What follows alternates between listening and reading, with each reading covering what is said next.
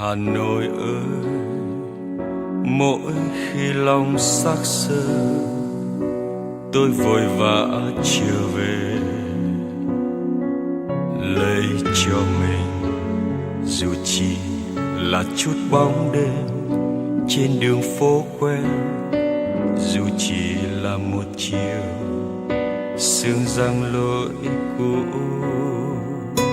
Tôi bồi hồi khi chạm bóng cửa ô,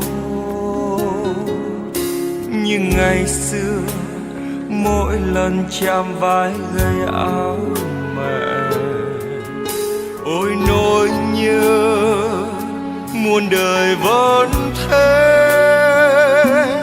như dòng sông Hồng cuồn đỏ mãi trong tôi. Vội vã trở về, vội vã xa đi, chẳng thể nào có hết từng con phố, nhưng còn đó mùa thu đầy gió và rêu xanh bên những gốc cây già.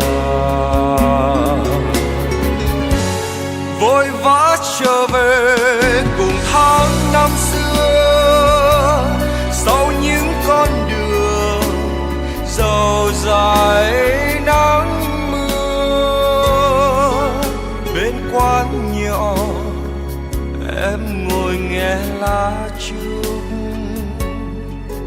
chiều mưa xa giăng kín phố dài.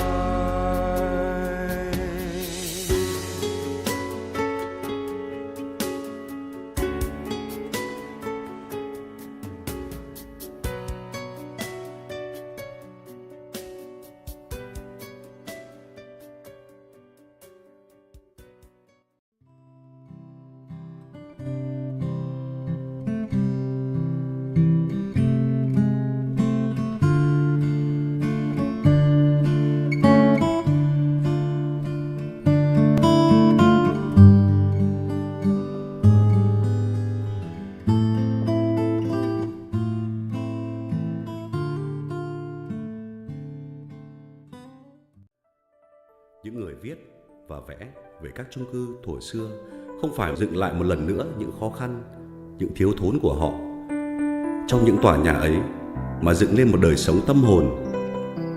Những trang viết thật giản dị, trung thực nhưng xúc động lạ thường.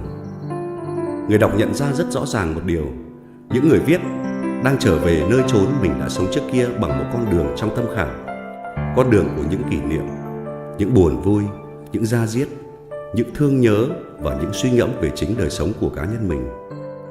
Những ô cửa sổ nhỏ bé, những cánh cửa sơn vội, những ban công chất đủ thứ, những lồng sắt đan kín, những bức tường nham nhở, những căn phòng xấu xí, những cầu thang hẹp và tối, những khoảng sân chật chội, giờ đây lại hiện ra trong một ánh sáng khác.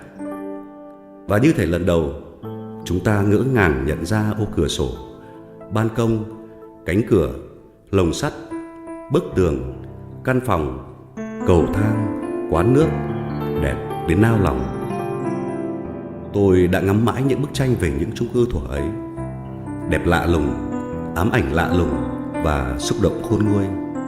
Ánh sáng của những chung cư bàng bạc và xa xôi, ánh sáng vừa mơ hồ vừa tinh khiết gọi ký ức tràn về nao lòng. Và chúng ta, những người đã từng sống trong không gian ấy, được sống lại một lần nữa, nhưng là một đời sống của những kỷ niệm ấm áp và nhớ thương. Tôi đã từng sống những năm 80 của thế kỷ trước ở khu tập thể Trung Tự.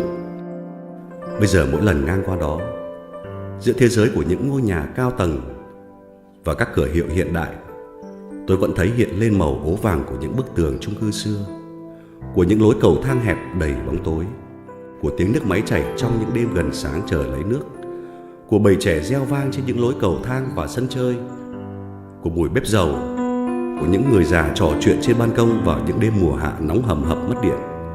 Tất cả những điều ấy hiện lên như một người tri kỷ cách xa, lâu ngày mới gặp, xúc động và nhớ thương. Có một sự thiêng liêng, mà mọi con người ở mọi nền văn hóa đều giống nhau. Đó là sự trở về nơi chốn mà con người từng sống, cho dù nơi chốn ấy khắc nghiệt đến thế nào. Không một lời than vãn, trách móc hay chối bỏ trong toàn bộ các trang viết, cho dù người viết về những năm tháng khó khăn và đầy thiếu thốn.